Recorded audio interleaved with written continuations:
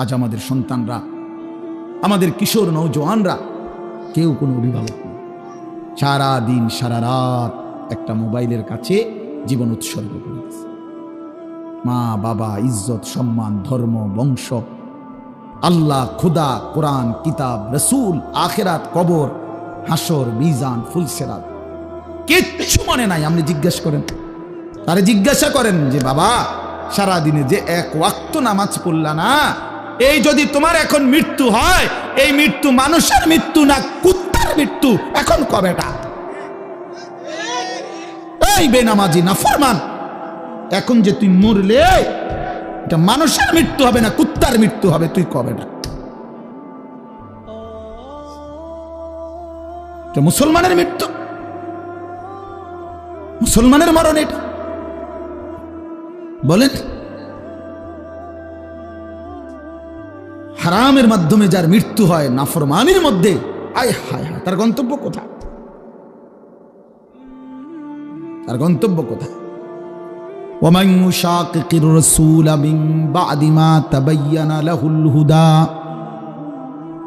ويتبع غير سبيل المؤمنين نوله ما تولى ونصله جهنم وساءت مصيرا।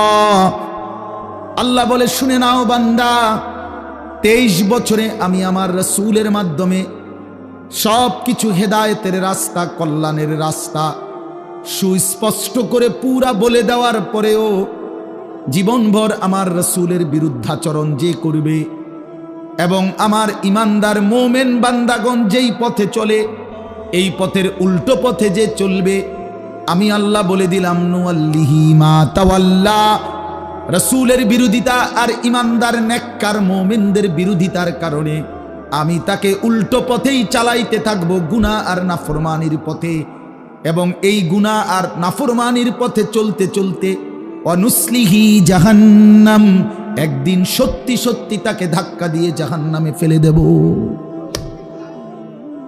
এই পথ তোমার যুবক একদিন জাহান্নামে ফেলে দেব। এই লাগাতার বেনামাজি জিন্দেগি একদিন তোমার ফেরেশতা লাথি দিয়া জাহান্নামে ফেলে দিবে। বেপর্দা নারীকে বইল, বেহায়া নারী বেপর্দা নারীরে বইল, বোন তোমার এই বেপর্দা জিন্দেগি চলতে চলতে একদিন ফেরেশতা একটা লাথি দিয়া জাহান্নামে ফেলে দিবে। একটা লাথি দিয়া জাহান্নামে ফেলে দিবে। কারে দেখাইছো রূপ? কারে দেখাইছো যৌবন? নিজের শরীর কারে দেখাইছো? তোমার বাপের দেওয়া শরীর? তোমার যৌবন তোমার আব্বাই দিছে, না রাস্তার ওই নর্থ অপদার্থ বখাটে পুরুষরা দিছে? রাস্তার বেড়ইত্রে দেখানোর জন্য আল্লাহ শরীর দিছিল, স্বাস্থ্য দিছিল, যৌবন দিয়েছিল? বলে তাহলে এজন্য আমাদের আত্ম উপলব্ধি দরকার। আত্ম উপলব্ধি মানে বিবেক জাগা দরকার, ভাবা দরকার। এই জন্য আমি কথা শুরু করছিলাম, এই কথা বলি যে যারা গাফেল, যাদের জিন্দেগি ভাত মাছ চাল ডাল তেল সাবান, যাদের জীবন পেশাব পায়খানা, খানা খাদ্য ঘুম, যৌন চাহিদা, যৌবনের চাহিদা পূরণ, খালাস, এটুকুই যাদের জীবন, তাদের আবার রমজান কি আর শাওয়াল কি? তাদের আবার শবে কদর কি আর শবে বরাত কি? কি আইয়ে কি যায়? রবিবার কোনটা, সোমবার কোনটা, হেতে এটা দিয়ে কিনবো, বুঝেন না? হেতে রবিবার দিয়ে কিনবো আর সোমবার দিয়ে কিনবো, হে রমজান দিয়ে এই কি করবে? অনেক মানুষ দেখবেন, অনেক লোক আছে এরকম বলে, হুজুর আমার ফ্যাটে চলে না, হ্যাঁ নামাজ পড়ে কিনবো, আমার শরীর জান চলে না, আপনারা আইসেন নামাজ লইয়া, ওটার জান চলে না, ওটা আরেকজনের জান চালায়, ওটার জান চলে না। আহা নাফরমান, কত বড় নাফরমান, কত বড় নাফর। আল্লাহ নবী সাল্লাল্লাহু আলাইহি ওয়াসাল্লাম 3 মাস তার ঘরের চুলায় কোনোদিন 3 মাস আগুন জ্বলে নাই, রান্না করা খাবার খান নাই। আম্মা জান আয়েশা বলছেন, আমরা 9 জন বিবি ছিলাম নবীজির, আমরা 9 জন বিবির কেহই নবী সাল্লাল্লাহু আলাইহি সাল্লামের ঘরে 3 মাস লাগাতার রান্না করা চুলার কোনো খাবার খাই নাই। শুধু খেজুর এবং পানি দিয়ে 3 মাস টানা আমাদের জিন্দেগি কাটছে। একবার জীবনে রাসূলুল্লাহ সাল্লাল্লাহু আলাইহি ওয়াসাল্লামের স্ত্রীরা নবীজির কাছে আরেকটু খাদ্য খাবার বেশি চাইছিল, যে ইয়া রাসূলুল্লাহ আমগো চলতে একটু কষ্ট হয়, আমগরে যদি আরেকটু খাদ্য খাবারের পরিমাণ, আমাদের প্রয়োজনীয় জিনিসের পরিমাণ আর একটু বাড়ায় দিতেন, আমাকে একটু উপকার হইতো। একবার বলছে, জীবনে একবার। কোরআন শরীফের সূরা আহজাবের মধ্যে আছে, আল্লাহ তাআলা কোরআনের আয়াত নাজিল করে বলছে, বন্ধু আপনার স্ত্রীদেরকে বলেন তারা যদি দুনিয়া চায় তো যে পরিমাণ দুনিয়া দরকার আমি সবটা দিয়ে দেব, শর্ত হলো আপনাকে রাসূল হিসাবে, আপনাকে স্বামী হিসাবে ছেড়ে দিতে হবে। আপনি তালাক দিয়ে দিবেন, দুনিয়া নিয়ে যার যার বাপের বাড়ি ফিরে যাবে, আপনার স্ত্রী হিসাবে আর থাকতে পারবে না, এইটুকুই শর্ত। আপনাকে ছেড়ে দিতে হবে, আপনি তালাক দিয়ে দিবেন, বাকি দুনিয়া যা লাগবে সব আমি আল্লাহ নিজে দেব বললাম।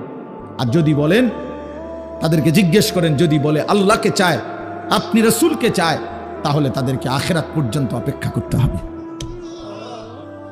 বলেন, কথা কাটছাট করেন। ইয়া আইয়ুহান নাবিয়্যু কুল লিআজওয়াজিকা ইন কুনতুন্না তুরিদিনাল্লাহা ইন কুনতুন্না তুরিদিনাল হায়াতাদ দুনিয়া ওয়া যিনাতাহা ফাতাআলাইনা উমাত্তি'কুন্না ওয়া উসাররিহকুন্না সারাহান জামীলা ওয়া ইন কুনতুন্না তুরিদিনাল্লাহা ওয়া রাসূলাহু ওয়াদ দারাল আখিরা ফাইন্নাল্লাহা আ'আদ্দা লিল মুহসিনাতি মিনকুন্না আজরান আযীমা। আজর আযীম দেব, জান্নাতের মহা বিনিময় দেব। কিন্তু এখন সবর করতে হবে। বলেন, আল্লাহর নবী সাল্লাল্লাহু আলাইহি ওয়াসাল্লাম ওনার স্ত্রী আয়েশা, হযরতে আয়েশা সবচেয়ে প্রিয় স্ত্রী যিনি ছিলেন, ওনারে বলছেন, আয়েশা এখন আমি যে কথাটা বলবো আল্লাহর কথা, তুমি তৎক্ষণাৎ উত্তর দিও না, তুমি ভাইবা, তোমরা বাকি বিবিরা পরামর্শ করে উত্তর দিও, তোমাদের বাবা মার সাথে বাড়ি ঘরে গিয়ে পরামর্শ করে নাও, সময় নিয়ে উত্তর দিও, তাড়াহুড়ার দরকার নাই, বুঝা শুনে উত্তর দাও। বলছি, ইয়া রাসূলুল্লাহ বলেন। হযরতে আয়েশা বলেন, ইয়া রাসূলুল্লাহ বলেন, আপনি কি কথা সেটা কোন, কেমনি উত্তর দিমু এটা পরের কথা, আপনি বলেন। তখন এই কথাইটা বলছে যে যদি তোমরা দুনিয়া চাও তো আমাকে ছেড়ে দাও, যেটুকু দুনিয়া লাগবে নিয়ে নাও, আল্লাহ দিবে বলছে। আর যদি আমাকে চাও তাহলে আখিরাতে অপেক্ষা করতে হবে, আখিরাত থেকে নিতে হবে, জান্নাত থেকে নিতে হবে। তোমরা ফয়সালা করো, পরামর্শ করো, বাপমার লগে কথা বলো, বাকিদের সাথে কথা বলো। আল্লাহর কসম, আম্মা জান আয়েশা রাদিয়াল্লাহু তাআলা আনহা বললেন, ইয়া রাসূলুল্লাহ, আল্লাহর কসম যদি আপনাকেই হারাইতে হয় তো গোটা দুনিয়াও যদি 1000 বার দেয় আমি প্রত্যাখ্যান করব না। কি হবে ওই দুনিয়া দিয়ে, যে দুনিয়া পেয়ে আপনার মতো স্বামীকে হারাইতে হবে? এই দুনিয়া দিয়ে আমি করব কি? এই দুনিয়া দিয়ে আমি করব কি? এই দুনিয়া দিয়ে আমি কি করব? তাহলে ওই দেহ, ওই রূপ, ওই যৌবন, ওই শরীর, ওই স্বাস্থ্য, ওই সম্পদ, জিন্দিগির ওই উপার্জন দিয়া কি করবেন বাপ? যে কারণে আখিরাত হারাইবেন। সুদের ওই টাকা দিয়া কয়টা প্রয়োজন পূরণ করবেন? ঘুষের টাকা, কিস্তির টাকা দিয়া কয়টা প্রয়োজন পূরণ করবেন? কয়টা প্রয়োজন? এজন্য ফিকির করেন, ফিকির করেন। আমরা মুমিন, আমরা মুসলমান, আমাদের আখিরাতের ফিকির করা জরুরি, আখিরাতের ফিকির করা জরুরি। হ্যাঁ, বিশ্ববিখ্যাত বুজুর্গ বলছেন হাসান বসরি রাহমাতুল্লাহ আলাইকুম বিল আখিরা। তিনি যুবকদেরকে বিশেষভাবে বলতেন, ইয়া মাশারাশ শাবাব আলাইকুম বিল আখিরা, হে যুব সমাজ তোমরা আখিরাতকে ফিকির করো, ধরো। উনি খুব সুন্দর একটা উদাহরণ দিয়ে বলছেন, শোনো যুবক, আমি আমার এই জীবনে এরকম হাজারো ইমানদার নওজোয়ানকে দেখছি যারা আখিরাতকে চেয়েছে, সাথে পুরা দুনিয়াও পেয়ে গেছে, দুনিয়াও পাইছে। কিন্তু ওমা রাআইনা আহাদান তালাবা দুনিয়া ফাআদরাকা দুনিয়া মাআল আখিরা, কিন্তু এমন কোন যুবককে আমি দেখি নাই যে শুধু দুনিয়া চাইছে অথচ সাথে আখিরাত পাইয়া গেছে, এমন হয় না। দুনিয়া চাইলে শুধু দুনিয়াই মিলে, আর আখিরাত চাইলে দুনিয়াও মিলে। বুঝেন নাই কথাটা? দুনিয়াও মিলে, দুনিয়াও মিলে, আর আখিরাত তো মিলবে, কারণ আখিরাত তো আমি চাইতেই আছে, আমি তো ফিকিরই করি আখিরাতের, কাজে আখিরাতও মিলবে। এজন্য তিনি বলছেন যে আখিরাতকে ধরে।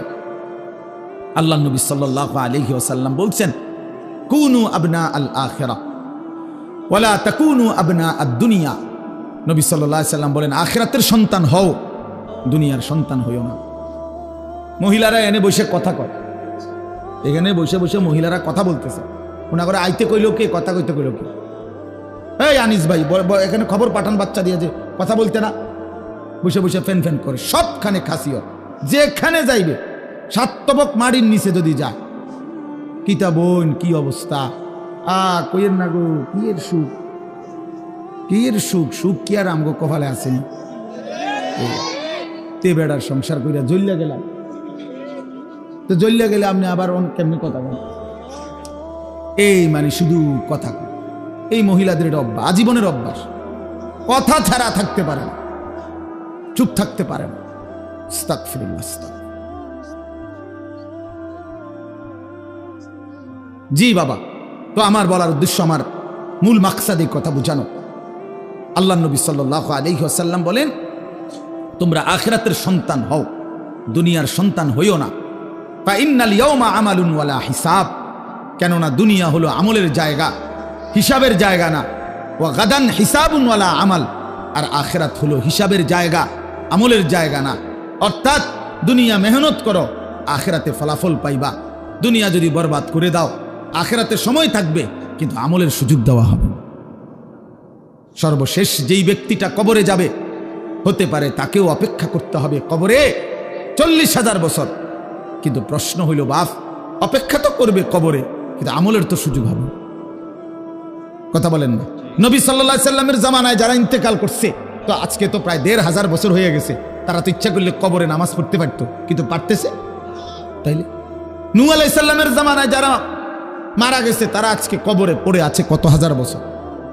ইব্রাহিম আলাইহিস সালামের যুগে যারা মারা গেছে, তারা আজকে কত হাজার বছর কবরে পড়ে আছে। বন্ধু, তো পৃথিবীতে ছিল কতক্ষণ, কবরে আছে কতক্ষণ? আখিরাত বাদ দেন না, আপনি রাখেন এটা থুন না, হাসরের ময়দান বাদ দেন, আগে শুধু কবরে আর দুনিয়ার হায়াতটা মিলান। আবু জেহেল মাটির উপরে ছিল কতক্ষণ, মাটির নিচে আছে কতক্ষণ?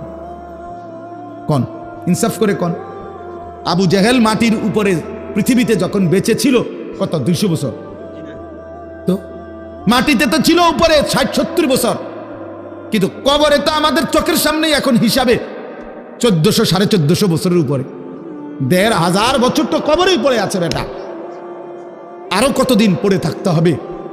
এরপরে হাসরের মাঠের একদিন 50,000 বছর, এরপরে ফুলসেরা 30,000 বছরের রাস্তা, তো সেটা তো রইছেই, সেগুলো তো রইছে।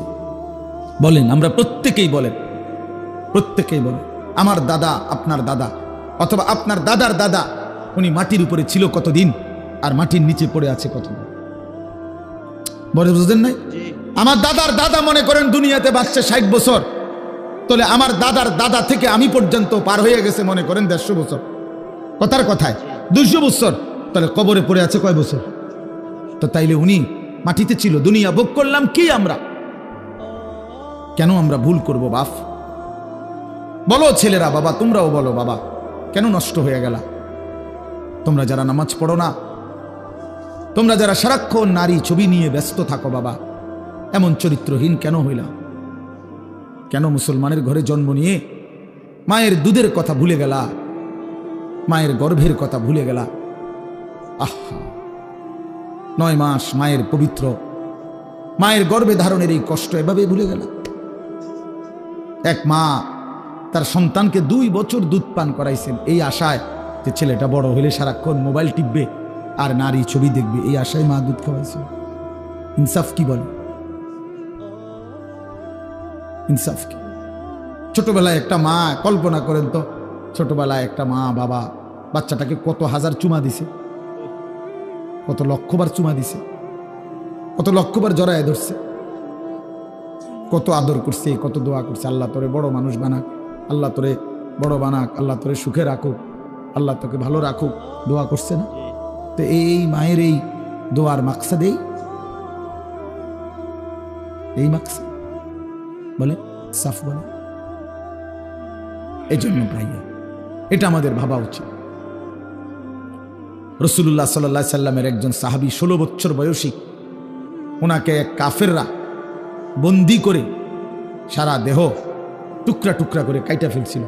হাবিব ইবনে যায়েদ রাদিয়াল্লাহু তাআলা একটা একটা অঙ্গ ওনার আলাদা আলাদা কাইটা টুকরা টুকরা করে একেবারে পিস পিস বানাইয়া ছুঁড়ে ফেলে দিছে, শহীদ করছে।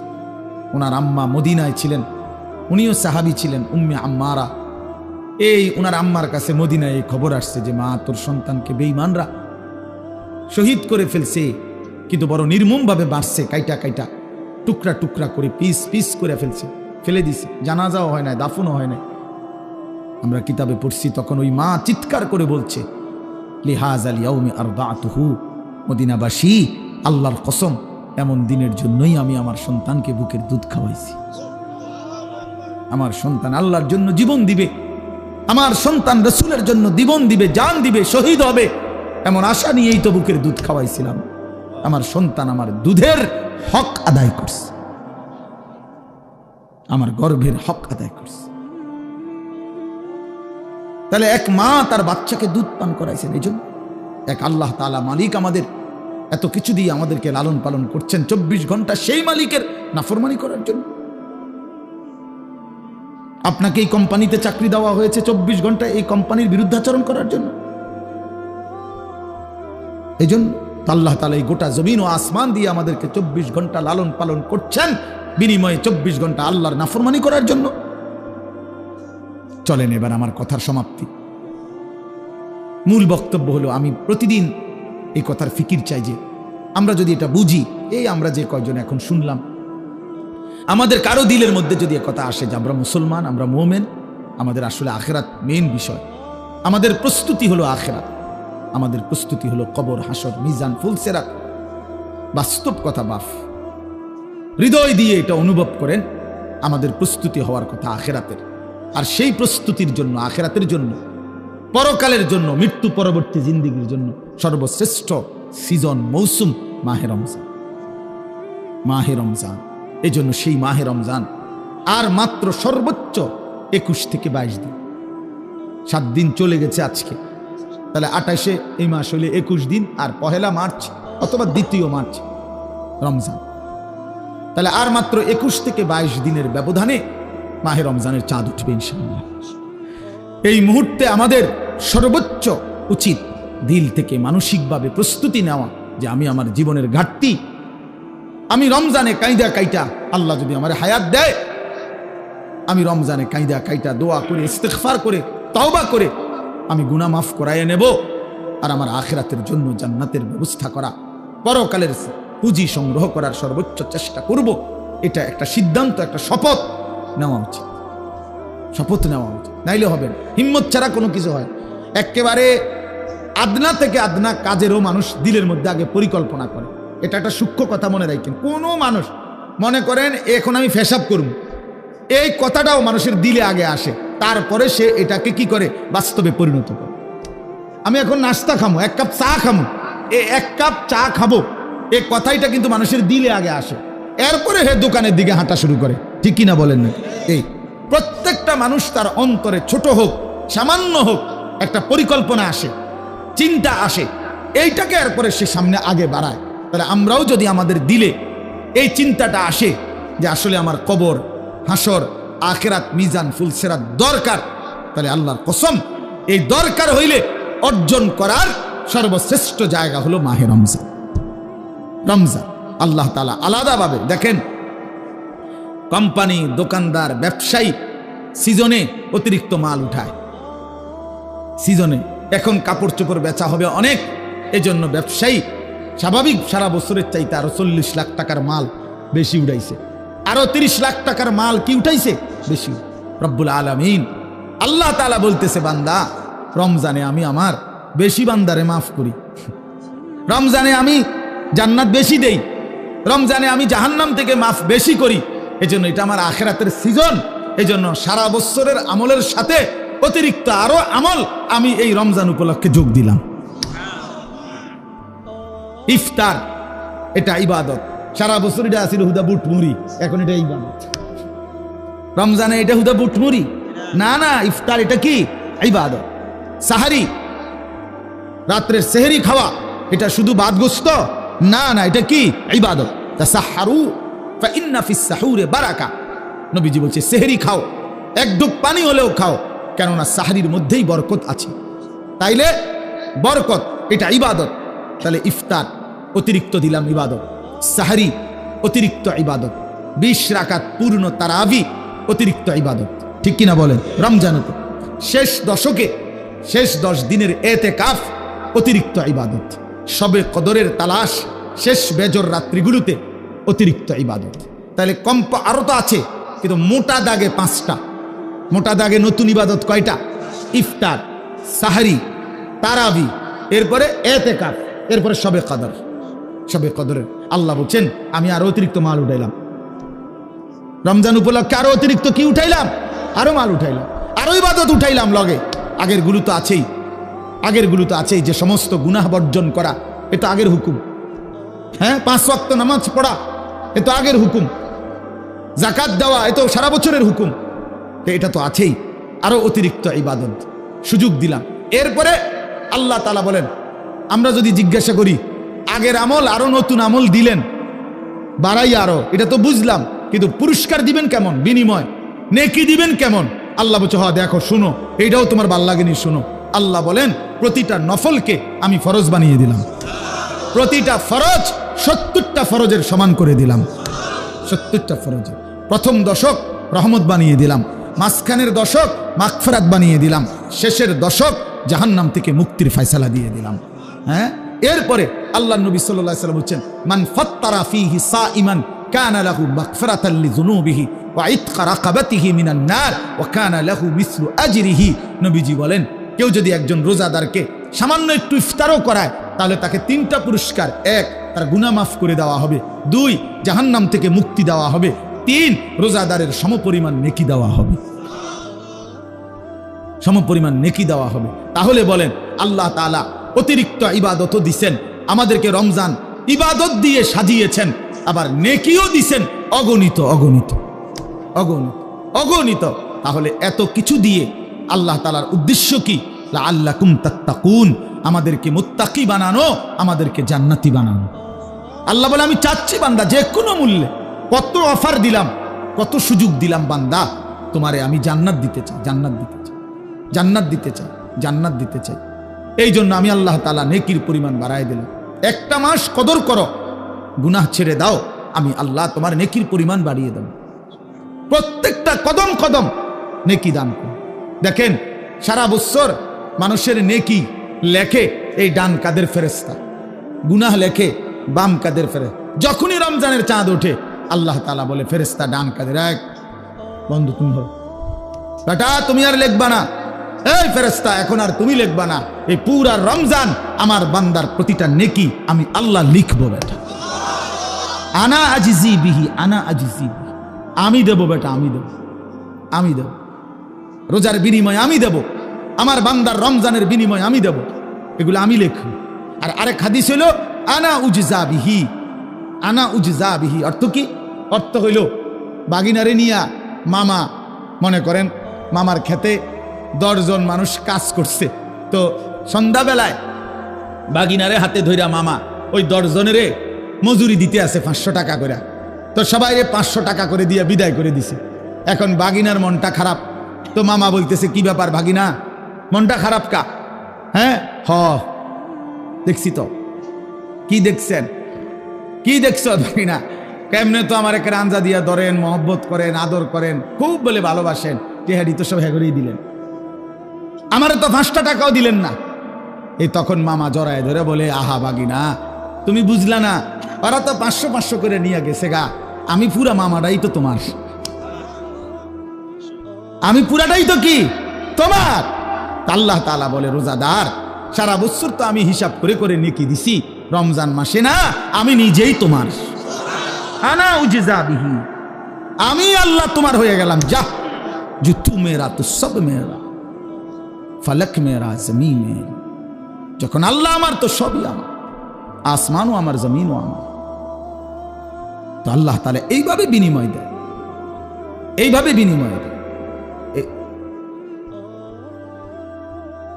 কথা কয় আমরা, কথা কয়, এটা প্লাস্টিক কোথাকার বেটা, না এসে কথা বলো, তুমি দূরে না গিয়ে কথা বলো। তাইলে এই জন্য বলেন, এটা বুঝা উচিত। বসো না বাপ, তোমরা বসো, বউ এনে বউ, শেষ আমার কথা শেষ। তো এই জন্য বললাম আমরা মাহে রমজান সামনে, আপনাদের কাছে আমার বিনীত অনুরোধ, প্রিয় নওজওয়ান, তোমাদের কাছে অনুরোধ, একটা ছেলেও আমি জানি বাবা সবাই সমান তালে বুঝে না, সবাই সমান তালে পাত্তা দেয় না, সবাই সমান তালে পাত্তা দিবেও না। নবী সাল্লাল্লাহু আলাইহি ওয়াসাল্লামের ইন্তেকাল পর্যন্ত 23 বছরে নবী সাল্লাল্লাহু আলাইহি সাল্লাম বলার পরেও সবাই সমান তালে ইমানদার হয়ে গেছে? তো এটা কোনো অসুবিধা নেই, সবাই শুনবে, এটা আমরাও জানি শুনবে না, কিন্তু কেউ না কেউ শুনে, কারো না কারো দিলে লাগে। অব্যাহত বলতে গেলে এক পাথরের উপরও লাগাতার ধারাবাহিক বৃষ্টির পানি পড়লে একদিন ঠিকই দেখা যায় ওই পাথরের মধ্যে একটু ছিদ্র হয়ে গেছে, ডাইবা গেছে পাথরটা। এই জন্য আল্লাহর কথা ধারাবাহিক, কারো না কারো দিলে লাগে, বিফলে যায় না, বিফলে যায় না, বিফলে যায় না। এই জন্য আপনাদের কাছে আমার অনুরোধ, নওজোয়ান ভাই তোমাদের কাছেও, রমজানকে সামনে রেখে আমরা প্রস্তুতি নেই ইবাদতের জন্য, আখিরাতের জন্য, নিজেকে জাহান্নাম থেকে বাঁচাবার জন্য, জান্নাতি হওয়ার জন্য। কয়েকটা মোটা মোটা দাগের কাজ হলো। এখন 1 নাম্বার হলো শাবান মাস। এখন এই মাসে বেশি বেশি দোয়া করা যে আল্লাহ রমজান পর্যন্ত হায়াত ভিক্ষা দান করেন, রমজান পর্যন্ত হায়াত দেন যেন রমজান পেতে পারি। এটা একটা গুরুত্বপূর্ণ আমল। আল্লাহুম্মা বারিক লানা ফি রাজাব ওয়া শাবান ওয়া বাল্লিগনা রমাদান, এটা পড়তে থাকা। অথবা বাংলাই বলেন যে আল্লাহ রমজান পর্যন্ত হায়াত দেন, রমজান পর্যন্ত হায়াত দেন। 2 নাম্বার হলো এই শাবান মাসে, মানে এই মাসে নবী সাল্লাল্লাহু আলাইহি সাল্লাম নফল রোজা রাখতেন বেশি। এজন্য উচিত নবী সাল্লাল্লাহু আলাইহি সাল্লামের এই সুন্নাতের অনুসরণে যাদেরই সুযোগ হয় 3টা 4টা 5টা রোজা রাখা, তাইলে এটা একটা মুবারক আমল। নবীজি সাল্লাল্লাহু আলাইহি সাল্লাম বলছেন রমজানের সম্মানার্থে তিনি এই নফল রোজাগুলো রাখতেন। 3 নাম্বার হলো 14ই শাবান, অর্থাৎ যেটা দিবাগত রাত, শবে বরাত, লাইলাতুল বারাত যেটাকে বলা হয়, এই ফজিলতপূর্ণ রাতে বেশি বেশি দোয়া, ইবাদত, কান্নাকাটি করা, আল্লাহর কাছে বন্দিগি করা এবং পরদিন রোজা রাখা, এটা একটা আমল। এটা আমল মূলত। শবে বরাত কোনো উৎসব না, শবে বরাত কোনো অনুষ্ঠান না, শবে বরাত একটা আমলের রাত, আমলের রাত। আমরা এটারে উৎসব বানাই ফেলি। হ্যাঁ ছিল এনে আমরা বুঝছি শবে বরাত মানে 12 ডেক খিচুড়ি। হ্যাঁ, শবে বরাত মানে 60টা করে জিলাপি। শবে বরাত মানে হলো 60টা করে জিলাপি, বুঝছি নি কথা? ঠেলাঠেলি করে জিলাপি লইছে শবে বরাত।